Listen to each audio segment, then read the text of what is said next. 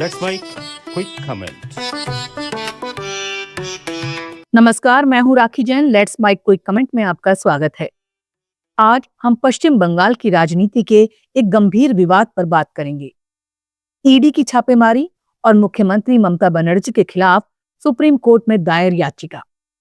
ED ने ममता, मुख्य सचिव, डीजीपी और कोलकाता पुलिस कमिश्नर पर हस्तक्षेप और सबूत मिटाने का आरोप लगाया है।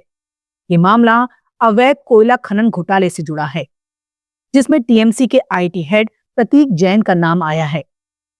हम घटना की टाइमलाइन, आरोप, प्रतिक्रियाएं और व्यापक प्रभाव को समझने की कोशिश करेंगे। तो चलिए शुरू करते हैं। मामला शुरू होता है 8 जनवरी 2026 से, जब ईडी ने अवैध कोयला खनन घोटाले की जांच के तहत कोलकाता में छापेमारी की।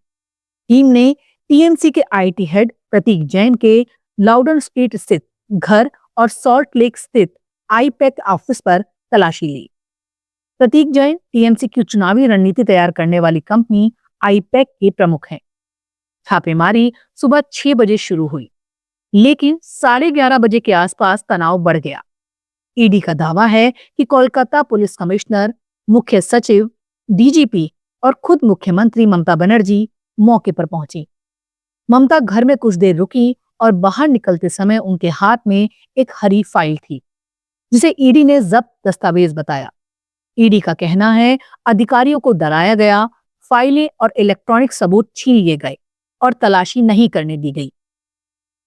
ईडी ने 12 जनवरी को सुप्रीम कोर्ट में याचिका दायर की, जिसमें 4 मुख्य बातें उठाई गईं।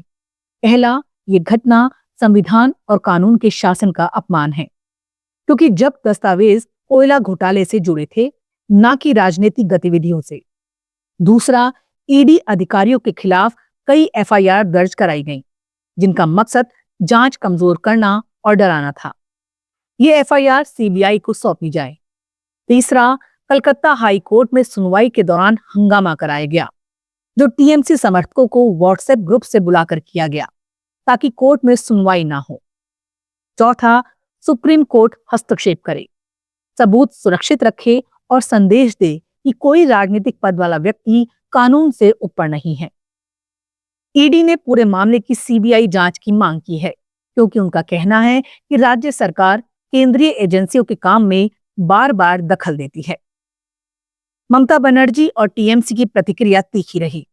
9 जनवरी को ममता ने कोलकाता में पैदल मार्च निकाला और ईडी पर 2 एफआईआर दर्ज कराई।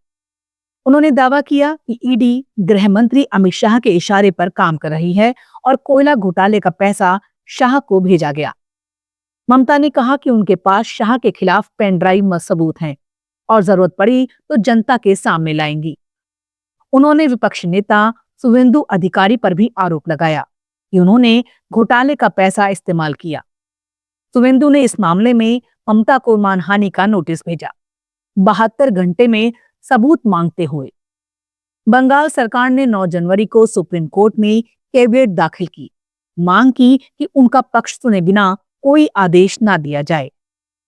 ये विवाद सिर्फ एक छापेमारी का नहीं, बल्कि केंद्र राज्य संबंधों और जांच एजेंसियों की स्वतंत्रता का सवाल है। ईडी का कहना है कि टीएमसी से जुड़े मामलों में राज्य सरकार हमेशा हस्तक्षेप करती है, जैसे पहले शारदा चिटफंड और नारदा घोटालों में। दूसरी ओर टीएमसी इसे राजनीतिक प्रतिशोध बताती है, खासकर लोकसभा चुनाव से पहले। कलकत्ता हाई कोर्ट में 9 जनवरी को सुनवाई टाली गई, क्योंकि कोर्टरूम में हंगामा हुआ। ईडी का आरोप है कि ये टीएमसी का प्लान था। राजनीतिक विशेषज्ञ कहते हैं, ऐसे मामलों से जांच एजेंसियों की विश्वसनीयता पर सवाल उठते हैं और सुप्रीम कोर्ट का हस्तक्षेप जरूरी है, ताकि निष्पक्ष जांच हो। कोयला घोटाला 2020 से चल रहा है, जिसमें अनुमानित 1300 करोड़ का घपला है और कई गिरफ्तारियां हो चुकी हैं। अब सुप्रीम कोर्ट में सुनवाई का इंतजार है, जहां ईडी सीबीआई जांच और एफआईआर ट्रांसफर की मांग कर रही है। ममता की सरकार इसे चुनौती देगी और राजनीतिक बयानबाजी जारी रहेगी।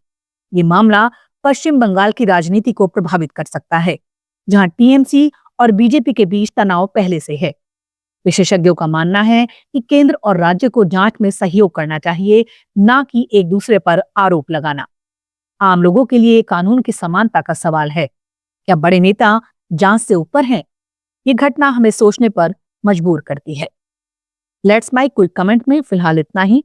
देखते रहिए, सुनते रहिए लेट्स माइक। नमस्कार।